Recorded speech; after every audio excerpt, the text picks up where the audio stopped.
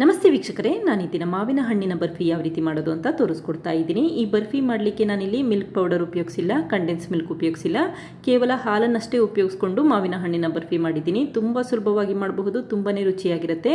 ಹಾಗೆ ನಿಮಗೆ ಈ ವಿಡಿಯೋ ಇಷ್ಟ ಅಂದರೆ ಪ್ಲೀಸ್ ವಿಡಿಯೋನ ಲೈಕ್ ಮಾಡಿ ಮತ್ತು ಚಾನಲ್ಗೆ ಸಬ್ಸ್ಕ್ರೈಬ್ ಮಾಡಿ. ಈಗ ಮಾವಿನ ಹಣ್ಣಿನ ಬರ್ಫಿ ಯಾವ ರೀತಿ ಬಂದಿದೆ ಅಂತ ತೋರಿಸ್ತಾ ಇದ್ದೀನಿ ನೋಡಿ. ತುಂಬ ಸಾಫ್ಟಾಗಿ ಬಂದಿರುತ್ತೆ ಮತ್ತು ತುಂಬಾ ರುಚಿಯಾಗಿರುತ್ತೆ. ಬೇಕರಿಯಲ್ಲಿ ಮಾವಿನ ಹಣ್ಣಿನ ಬರ್ಫಿ ಇರುತ್ತಲ್ಲ, ಅದಕ್ಕಿಂತಲೂ ತುಂಬಾ ರುಚಿಯಾಗಿರುತ್ತೆ. ಈಗ ಮಾವಿನ ಹಣ್ಣಿನ ಬರ್ಫಿ ಯಾವ ರೀತಿ ಮಾಡೋದು ಅಂತ ನೋಡ್ಕೊಳ್ಳೋಣ ಬನ್ನಿ. ಮೊದಲು ಒಂದು ಪ್ಯಾನ್ಗೆ ಅರ್ಧ ಟೀ ಸ್ಪೂನಷ್ಟು ಎಣ್ಣೆ ಹಾಕಿ ಚೆನ್ನಾಗಿ ಗ್ರೀಸ್ ಮಾಡಿ ಇಟ್ಕೊಳ್ತಾ ಇದ್ದೀನಿ. ನೀವು ಯಾವ ಪಾತ್ರೆಯಲ್ಲಿ ಬರ್ಫಿ ಮಾಡ್ತೀರಾ ಆ ಪಾತ್ರೆಗೆ ಮೊದಲು ಈ ರೀತಿ ತುಪ್ಪದಿಂದ ಗ್ರೀಸ್ ಮಾಡಿ ಇಟ್ಕೊಂಡಿರಿ. ಈಗ ನೋಡಿ, ಪ್ಯಾನ್ ಗ್ರೀಸ್ ಮಾಡಿ ಇಟ್ಕೊಂಡಿದ್ದೀನಿ. ನಂತರ ಮತ್ತೊಂದು ಪ್ಯಾನ್ಗೆ 1 ಲೀಟರಷ್ಟು ಹಾಲು ಹಾಕೊಳ್ತಾ ಇದ್ದೀನಿ. ನಾನಿಲ್ಲಿ ನಾರ್ಮಲ್ ಹಾಲು ತೊಗೊಂಡಿದ್ದೀನಿ, ನೀವು ಇಲ್ಲಿ ಗಟ್ಟಿ ಹಾಲು ಕೂಡ ಉಪಯೋಗಿಸಬಹುದು. ಈಗ ನೋಡಿ, 1 ಲೀಟರಷ್ಟು ಹಾಲನ್ನು ಹಾಕಿ ಮೀಡಿಯಂ ಫ್ಲೇಮಲ್ಲಿ ಹಾಲನ್ನು ಬಿಸಿ ಮಾಡಲಿಕ್ಕೆ ಇಟ್ಟಿದ್ದೀನಿ.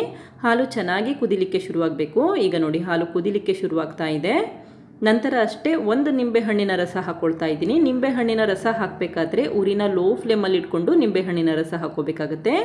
ಈ ರೀತಿ ಸ್ವಲ್ಪನೇ ರಸ ಹಾಕ್ಕೊಂಡು ಮಿಕ್ಸ್ ಮಾಡ್ಕೊಳ್ತಾ ಬರ್ತೀನಿ. ಹಾಲು ಚೆನ್ನಾಗಿ ಒಡಿಬೇಕು, ಅದಕ್ಕೋಸ್ಕರ ಊರಿನ ಲೋ ಫ್ಲೇಮಲ್ಲಿ ಇಟ್ಕೊಂಡು ಮಿಕ್ಸ್ ಮಾಡ್ಕೊಳ್ತಾ ಇದ್ದೀನಿ. ಈ ರೀತಿ ಕಂಟಿನ್ಯೂಯಸ್ ಆಗಿ ಮಿಕ್ಸ್ ಮಾಡೋದ್ರಿಂದ ಹಾಲು ತಳ ಹಿಡಿಯೋದಿಲ್ಲ ಮತ್ತು ಕಪ್ಪಾಗೋದಿಲ್ಲ ಅಂತಷ್ಟೇ. ಈಗ ನೋಡಿ, ಹಾಲು ನಿಧಾನಕ್ಕೆ ಒಡಿಲಿಕ್ಕೆ ಶುರುವಾಗ್ತಾ ಇದೆ. ಊರಿನ ಲೋ ಫ್ಲೇಮಲ್ಲಿ ಇಟ್ಕೊಂಡು ಈ ರೀತಿ ಕಂಟಿನ್ಯೂಯಸ್ ಆಗಿ ಮಿಕ್ಸ್ ಮಾಡ್ಕೊಳ್ತಾ ಬನ್ನಿ. ಈಗ ಉಳಿದಿರುವಂಥ ನಿಂಬೆಹಣ್ಣಿನ ರಸ ಹಾಕಿ ಮತ್ತೆ ಮಿಕ್ಸ್ ಮಾಡ್ಕೊಳ್ತಾ ಇದ್ದೀನಿ. ಈ ರೀತಿ ನೀರು ಸಪ್ರೇಟ್ ಆಗಬೇಕು ಮತ್ತು ಹಾಲು ಕೂಡ ಸಪ್ರೇಟ್ ಆಗಬೇಕು. ಆವಾಗ ಹಾಲು ಚೆನ್ನಾಗಿ ಒಡೆದಿದೆ ಅಂತ ಅರ್ಥ. ತಕ್ಷಣ ಸ್ಟವ್ ಆಫ್ ಮಾಡ್ಕೊಂಡಿದ್ದೀನಿ. ಈಗ ಮತ್ತೊಂದು ಬೌಲ್ಗೆ ಜರಡಿ ಇಟ್ಕೊಂಡಿದ್ದೀನಿ. ಹಾಗೆ ಒಂದು ಮಡಿಯಾದ ಬಿಳಿಯಾದ ಬಟ್ಟೆ ಹಾಕ್ಕೊಂಡಿದ್ದೀನಿ. ನಂತರ ಒಡೆದಿರುವಂಥ ಹಾಲನ್ನು ತಕ್ಷಣ ಶೋಧಿಸ್ಕೊಳ್ತಾ ಇದ್ದೀನಿ. ನೋಡಿ, ಎಷ್ಟು ಗಟ್ಟಿಯಾಗಿ ಹಾಲು ಬಂದಿದೆ ಅಂತ ಗೊತ್ತಾಗ್ತಾ ಇದೆ.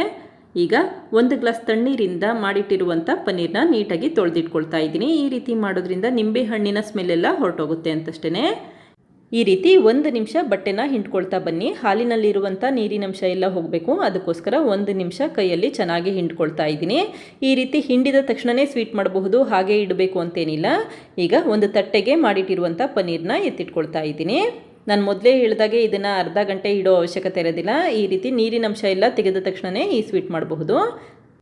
ಈಗ ಮಾಡಿಟ್ಟಿರುವಂಥ ಪನ್ನೀರನ್ನ ಒಂದು ಮಿಕ್ಸಿ ಜಾರಿಗೆ ಹಾಕ್ಕೊಳ್ತಾ ಇದ್ದೀನಿ. ನಿಮ್ಮ ಮನೆಯಲ್ಲಿ ಒಡೆದಿರುವಂಥ ಹಾಲಿದ್ರೆ ಅದರಲ್ಲೇ ಕೂಡ ಈ ರೀತಿ ಸ್ವೀಟ್ ಮಾಡಬಹುದು. ಈಗ ಫ್ರೆಶ್ ಆಗಿರುವಂಥ ಹಾಲು ತಂದಿರ್ತೀರಾ, ಅದಕ್ಕೆ ಹುಳಿ ಏನಾದರೂ ಬಿದ್ದು ಈ ರೀತಿ ತಕ್ಷಣವೇ ಒಡೆದಿದ್ದರೆ ಅದನ್ನು ಉಪಯೋಗಿಸ್ಕೊಂಡು ಈ ರೀತಿ ಸ್ವೀಟ್ ಮಾಡಿ ನೋಡಿ. ತುಂಬಾ ರುಚಿಯಾಗಿರುತ್ತೆ ಮತ್ತು ತುಂಬ ಇಷ್ಟಪಡ್ತೀರಾ. ಈಗ 1 ಕಪ್ಪಷ್ಟು ಮಾವಿನ ಹಣ್ಣನ್ನು ಹಾಕ್ಕೊಳ್ತಾ ಇದ್ದೀನಿ. ನಂತರ ಹಾಗೆ ರುಬ್ಕೊಳ್ತಾ ಇದ್ದೀನಿ. ಆದಷ್ಟು ನುಣ್ಣಗೆ ಪೇಸ್ಟ್ ಆಗೋ ರೀತಿ ರುಬ್ಕೊಳ್ಳಿ, ನೀರೇನು ಹಾಕೋದು ಬೇಡ, ಹಾಗೆ ರುಬ್ಕೋಬೇಕಾಗುತ್ತೆ. ಈಗ ರುಬ್ಬಿರುವಂಥ ಮಿಶ್ರಣ ರೆಡಿಯಾಗಿದೆ. ನೋಡಿ ಯಾವ ರೀತಿ ಬಂದಿದೆ ಅಂತ ಗೊತ್ತಾಗ್ತಾ ಇದೆ. ಕ್ರೀಮ್ ರೀತಿ ಆಗಿದೆ. ಇದನ್ನೀಗ ಒಂದು ಪ್ಯಾನ್ಗೆ ಎತ್ತಿಟ್ಕೊಳ್ತಾ ಇದ್ದೀನಿ. ಹಾಗೆ ನಾನಿಲ್ಲಿ 1 ಲೀಟರ್ ಹಾಲಿಗೆ 1 ಮಾವಿನ ಹಣ್ಣನ್ನು ತೊಗೊಂಡಿದ್ದೀನಿ. 1 ಮಾವಿನ ಹಣ್ಣಿಗೆ 1 ಕಪ್ಪಷ್ಟು ಮಾವಿನ ಹಣ್ಣಿನ ಪೀಸ್ ಆಗಿದೆ. ಬೇಕಿದ್ರೆ ನೀವಿಲ್ಲಿ ಜಾಸ್ತಿ ಪ್ರಮಾಣದಲ್ಲಿ ಕೂಡ ಮಾವಿನ ಹಣ್ಣನ್ನು ಹಾಕೋಬಹುದು. ಈಗ ನೋಡಿ, ಮಿಕ್ಸಿ ಜಾರಿಂದ ಮಾವಿನ ಹಣ್ಣು ಮತ್ತು ಪನ್ನೀರ್ ಪೇಸ್ಟನ್ನು ತೆಗೆದಿಟ್ಕೊಂಡಿದ್ದೀನಿ. ಈಗ ಊರಿನ ಲೋ ಫ್ಲೇಮಲ್ಲಿ ಇಟ್ಕೊಂಡು ಪ್ಯಾನನ್ನು ಬಿಸಿ ಮಾಡಲಿಕ್ಕೆ ಇಟ್ಕೊಂಡಿದ್ದೀನಿ. ಇದೇ ಸಮಯದಲ್ಲಿ ಅರ್ಧ ಕಪ್ಪಷ್ಟು ಸಕ್ಕರೆ ಹಾಕ್ಕೊಳ್ತಾ ಇದ್ದೀನಿ. ಜಾಸ್ತಿ ಪ್ರಮಾಣದಲ್ಲಿ ಸಿಹಿ ಬೇಕು ಅನಿಸಿದ್ರೆ ಜಾಸ್ತಿ ಪ್ರಮಾಣದಲ್ಲಿ ಸಕ್ಕರೆ ಹಾಕ್ಕೊಳ್ಳಿ. ಈ ರೀತಿ ಕಂಟಿನ್ಯೂಯಸ್ ಆಗಿ ಮಿಕ್ಸ್ ಮಾಡ್ಕೋಬೇಕಾಗುತ್ತೆ, ತಳ ಹಿಡಿಯುತ್ತೆ, ಅದಕ್ಕೋಸ್ಕರ ಕಂಟಿನ್ಯೂಯಸ್ ಆಗಿ ಮಿಕ್ಸ್ ಮಾಡ್ಕೊಳ್ತಾ ಬನ್ನಿ. ಒಂದು 10 ನಿಮಿಷ ಬೇಯಿಸಿದ್ರೆ ಸಾಕು, ಬರ್ಫಿ ರೆಡಿ ಆಗುತ್ತೆ. ಈಗ ಸಕ್ಕರೆ ಚೆನ್ನಾಗಿ ಕರಗಲಿಕ್ಕೆ ಶುರುವಾಗಿದೆ ನೋಡಿ, ತೆಳುವಾಗಲಿಕ್ಕೆ ಶುರುವಾಗಿದೆ. ಹಾಗೆ ಬರ್ಫಿ ಮಾಡಬೇಕಾದ್ರೆ ಪಾತ್ರೆನ ದೊಡ್ಡ ಸ್ಟವ್ ಮೇಲೆ ಇಟ್ಕೊಂಡಿದ್ರೆ ಊರಿನ ಮೀಡಿಯಂ ಫ್ಲೇಮ್ಗಿನ್ನ ಸ್ವಲ್ಪ ಕಡಿಮೆ ಇಟ್ಕೊಂಡು ಈ ರೀತಿ ಕಂಟಿನ್ಯೂಯಸ್ ಆಗಿ ಮಿಕ್ಸ್ ಮಾಡ್ಕೊಳ್ತಾ ಇರಿ. ಸಣ್ಣ ಸ್ಟವ್ ಮೇಲೆ ಇಟ್ಟಿದ್ರೆ ಊರಿನ ಮೀಡಿಯಂ ಫ್ಲೇಮಲ್ಲಿ ಇಟ್ಕೊಂಡು ಕಂಟಿನ್ಯೂಯಸ್ ಆಗಿ ಮಿಕ್ಸ್ ಮಾಡ್ಕೊಳ್ತಾ ಇರಿ. ಇದೇ ಸಮಯದಲ್ಲಿ ಸಿಹಿ ನೋಡಿ, ಸಕ್ಕರೆ ಬೇಕು ಅನಿಸಿದ್ರೆ ಮತ್ತೆ 1-2 ಟೀ ಸ್ಪೂನಷ್ಟು ಸಕ್ಕರೆ ಹಾಕಿ ಚೆನ್ನಾಗಿ ಮಿಕ್ಸ್ ಮಾಡ್ಕೊಳ್ಳಿ. ಈಗ ಚೆನ್ನಾಗಿ ಗಟ್ಟಿಯಾಗಲಿಕ್ಕೆ ಶುರುವಾಗ್ತಾ ಇದೆ ನೋಡಿ. ಹಾಗೆ ಈ ಬರ್ಫಿ ಮಾಡಲಿಕ್ಕೆ ಮಿಲ್ಕ್ ಪೌಡರ್, ಕಂಡೆನ್ಸ್ ಮಿಲ್ಕ್ ಅಥವಾ ಕಾರ್ನ್ಫ್ಲೋರ್ ಉಪಯೋಗಿಸೋ ಅವಶ್ಯಕತೆ ಇರೋದಿಲ್ಲ. ಕೇವಲ ಹಾಲು, ಸಕ್ಕರೆ, ನಿಂಬೆಹಣ್ಣು ಹಾಗೆ ಮಾವಿನ ಹಣ್ಣಿದ್ರೆ ಸಾಕು, ಈ ರೀತಿ ಸುಲಭವಾಗಿ ಬರ್ಫಿ ಮಾಡಬಹುದು. ಈಗ ನೋಡಿ, ಚೆನ್ನಾಗಿ ಪ್ಯಾನ್ ಬಿಡಲಿಕ್ಕೆ ಶುರುವಾಗಿದೆ. ಇದೇ ಸಮಯದಲ್ಲಿ 1 ಟೀ ಸ್ಪೂನಷ್ಟು ತುಪ್ಪ ಹಾಕ್ಕೊಳ್ತಾ ಇದ್ದೀನಿ. ಜಾಸ್ತಿ ಪ್ರಮಾಣದಲ್ಲಿ ತುಪ್ಪ ಉಪಯೋಗಿಸೋ ಅವಶ್ಯಕತೆ ಇರೋದಿಲ್ಲ, ಕೇವಲ 1 ಟೀ ಸ್ಪೂನ್ ಅಷ್ಟೇ ತುಪ್ಪ ಹಾಕ್ಕೊಳ್ಳಿ. ಈಗ ಮತ್ತೆ ಲೋ ಫ್ಲೇಮಲ್ಲಿ ಕಂಟಿನ್ಯೂಯಸ್ ಆಗಿ ಮಿಕ್ಸ್ ಮಾಡ್ಕೊಳ್ತಾ ಇದ್ದೀನಿ. ಈ ರೀತಿ ಒಂದು 5 ನಿಮಿಷ ಚೆನ್ನಾಗಿ ಮಿಕ್ಸ್ ಮಾಡ್ಕೊಳ್ತಾ ಬನ್ನಿ. ಹಾಗೆ ಬರ್ಫಿ ಬೆಂದಿದೆಯೋ ಇಲ್ವೋ ಅಂತ ನೋಡಲಿಕ್ಕೆ ಕೈಯಿಂದ ಮುಟ್ಟಿ ನೋಡಿದ್ರೆ ಕೈಗೆ ಅಂಟಬಾರ್ದು, ಆವಾಗ ಚೆನ್ನಾಗಿ ಬೆಂದಿದೆ ಅಂತ ಅರ್ಥ. ಕೊನೆಯದಾಗಿ 1/4 ಟೀ ಸ್ಪೂನಷ್ಟು ಏಲಕ್ಕಿ ಪುಡಿ ಹಾಕ್ಕೊಳ್ತಾ ಇದ್ದೀನಿ. ಬರ್ಫಿಯಲ್ಲಿ ಮಾವಿನ ಹಣ್ಣಿನ ಫ್ಲೇವರ್ ತುಂಬ ಚೆನ್ನಾಗಿ ಅನಿಸುತ್ತೆ. ಏಲಕ್ಕಿ ಪುಡಿ ಆಪ್ಷನಲ್, ಬೇಕಿದ್ರೆ ಹಾಕೊಳ್ಳಿ, ಬೇಡ ಅಂತಂದರೆ ಉಪಯೋಗಿಸೋ ಅವಶ್ಯಕತೆ ಇರೋದಿಲ್ಲ. ಈಗ ಚೆನ್ನಾಗಿ ಮಿಕ್ಸ್ ಮಾಡಿಕೊಂಡು ಸ್ಟವ್ ಆಫ್ ಮಾಡ್ಕೊಳ್ತಾ ಇದ್ದೀನಿ. ನೋಡಿ ಎಷ್ಟು ಗಟ್ಟಿಯಾಗಿದೆ ಅಂತ ಗೊತ್ತಾಗ್ತಾ ಇದೆ. ಈ ರೀತಿ ಪ್ಯಾನ್ ಚೆನ್ನಾಗಿ ಬಿಟ್ಟಿರಬೇಕು ಮತ್ತು ಚೆನ್ನಾಗಿ ಗಟ್ಟಿಯಾಗಿರಬೇಕು, ಆವಾಗಷ್ಟೇ ಸ್ಟವ್ ಆಫ್ ಮಾಡ್ಕೊಳ್ಳಿ.